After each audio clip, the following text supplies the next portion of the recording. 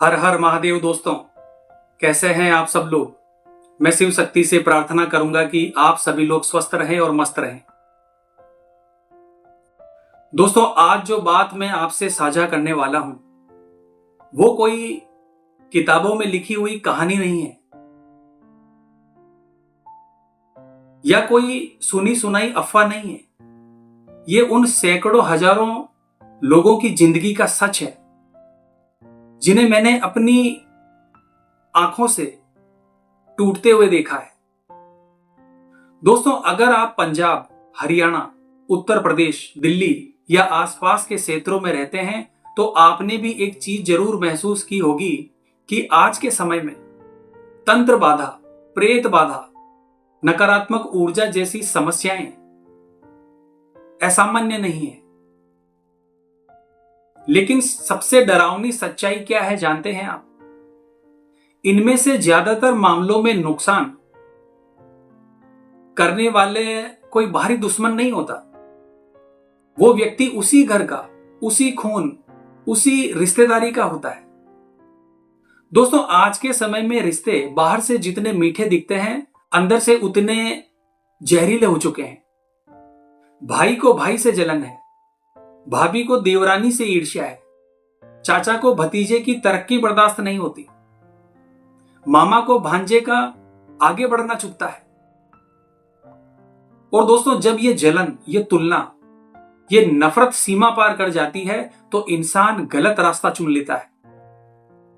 वो सोचता है कि सीधे तरीके से तो इसका कुछ नहीं बिगाड़ पा रहे, चलो तंत्र विद्या का सहारा लेते हैं। और यकीन मानना दोस्तों, यहीं से एक विनाश की शुरुआत होती है। दोस्तों, तंत्र कोई खिलौना नहीं है। सबसे पहले एक बात बिल्कुल साफ साफ तरीके से समझ लीजिए दोस्तों, कि यह कोई फिल्मी चीज नहीं है, यह कोई इंस्टाग्राम रील्स या यूट्यूब शॉर्ट का कंटेंट नहीं है। यह एक तंत्र ऊर्जा पर आधारित एक विद्या है।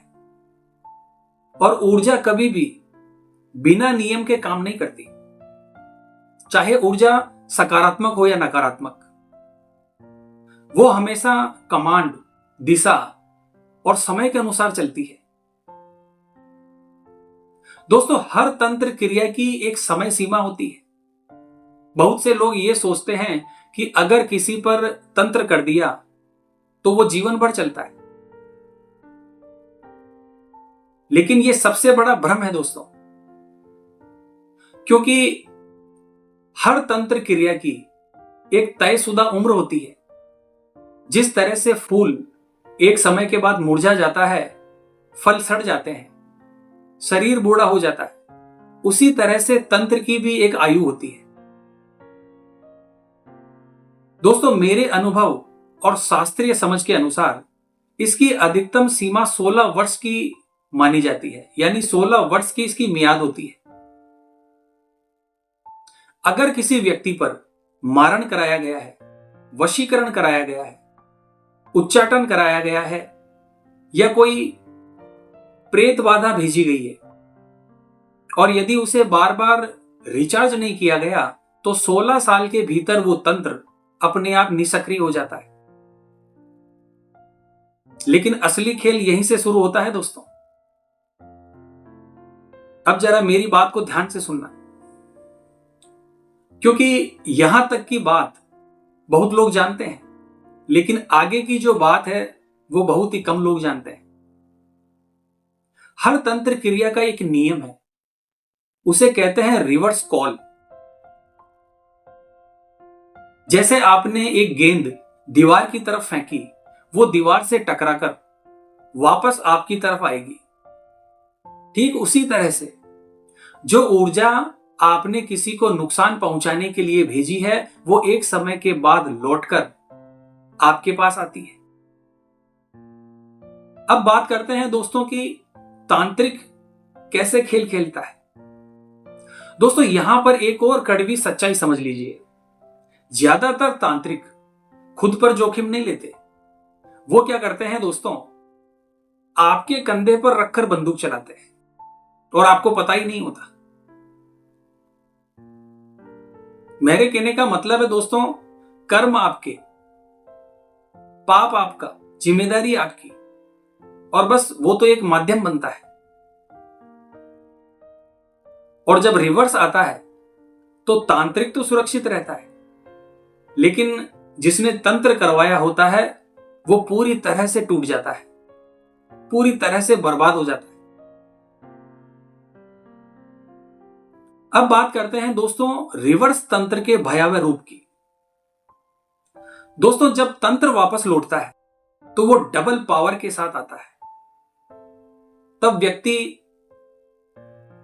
जिसने तंत्र करवाया था उसे कई तरह के अनुभव महसूस होते हैं,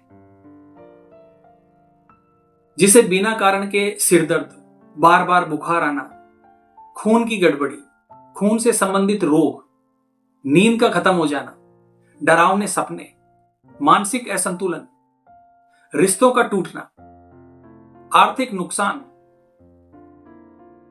और सबसे खतरनाक बात, इस दौरान कोई भी साधारण उपाय काम नहीं करता दोस्तों। इस समय जो ये बाबा, भगत और देवता होते हैं वो भी चुप हो जाते हैं।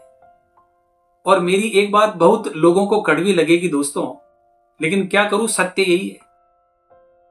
दोस्तों जब आपने जानबूझकर किसी को बर्बाद करने के लिए तंत्र का सहारा लिया है, तब उस कर्म में इतनी भारी नकारात्मक ऊर्जा जुड़ जाती है कि साधारण पूजा पाठ काम ही नहीं करती।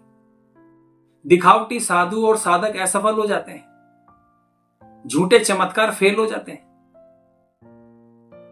क्योंकि दोस्तों आपने किसी की जिंदगी को अंधेरे में धकेल दिया है।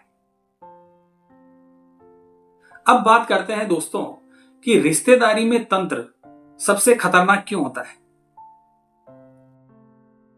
दोस्तों रिश्तेदार एक दूसरे को अच्छी तरह से जानते हैं, एक दूसरे से परिचित होते हैं। उन्हें पता होता है कि आपकी कमजोरी, आपकी आदतें, आपका डर, आपके जीवन की दिशा,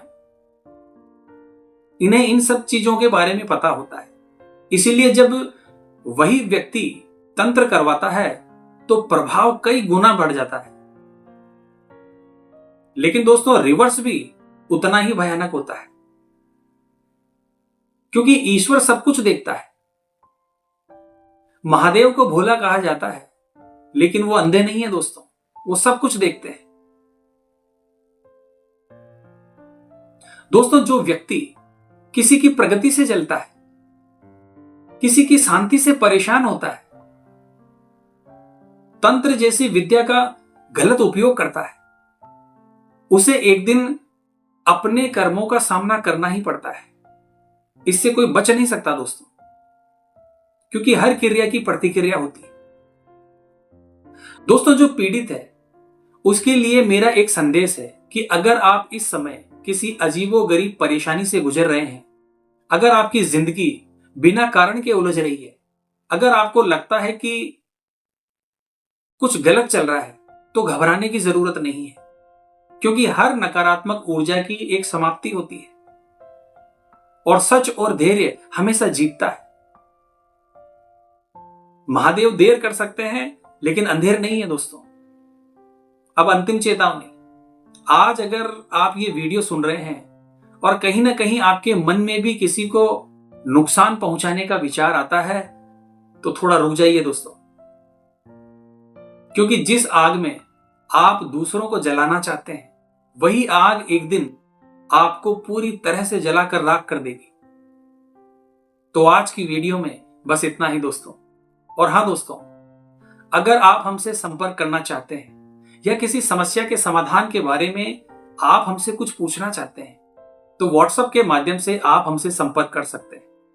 हमारे कॉन्टेक्ट नंबर वीडियो के डिस्क्रिप्शन बॉक्स में और हमारे चैनल पर दिए गए हैं। तो मिलते हैं दोस्तों इसी प्रकार की अगली वीडियो के माध्यम से। जय मां अम्बे, जय श्री कल्याण।